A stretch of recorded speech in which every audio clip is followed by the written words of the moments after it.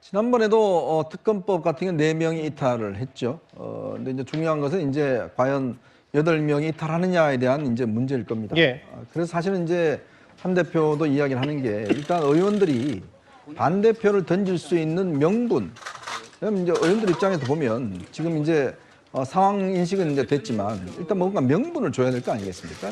그러니까 뭐냐면 최소한 대통령이 이 사태에 대해서 국민들이 불편해하고 국민들이 느꼈을 어떤 이런 모욕감 이런 것들에 대한 대통령의 어떤 진정한 반성과 사과 뭐 이런 것이라도 일단 있어야 될 텐데 지금 대통령은 본인의 행동에 대해서 전혀 문제가 없다라고 뭘 잘못했냐라고 지금 하고 있기 때문에 그걸 아마 의원들한테 설득하기가 꽤 어려울 겁니다. 예. 의원들 입장에서도 이거를 지금 이렇게 돼야 되느냐라는 아마 측면들이 있을 거예요.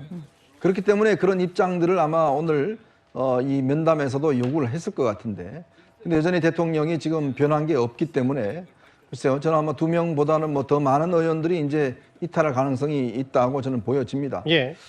그렇지만 이게 이제 아마 의원들도 고민스러울 겁니다. 사실 이제 이 탄핵이 됐을 경우에 나타날 수 있는 여러 가지 후폭풍들을 어떻게 이제 감당해낼 수 있을 그렇죠. 것인지, 그리고 정말 당이 온전하게 살아남을 수 있을 것인지, 그리고 이제 이 윤 대통령이 한 대표가 요구했던 탈당 문제에 대해서 이제 어떻게 할 것인지 뭐 문제 등등. 지금 여당 입장에서는 지금 쌓여 있는 것들이 이슈가 굉장히 많은데 저는 언뜻 예전에 박근혜 전 대통령 좀 말기가 생각이 나요. 그때도 김무성 대표가 거듭해서 어떤 질서 있는 후퇴를 그때 요구를 했지만 그때 청와대 일부 참모들이 절대 탄핵 안 된다, 인용 못 한다라고 당시에 이야기를 했고, 예. 근데 나중에 박근혜 전 대통령이 이런 이야기를 했다고 그래요. 본인은 그때 김무성 대표가 면담을 요청한지 몰랐다 이렇게도 이야기를 합니다.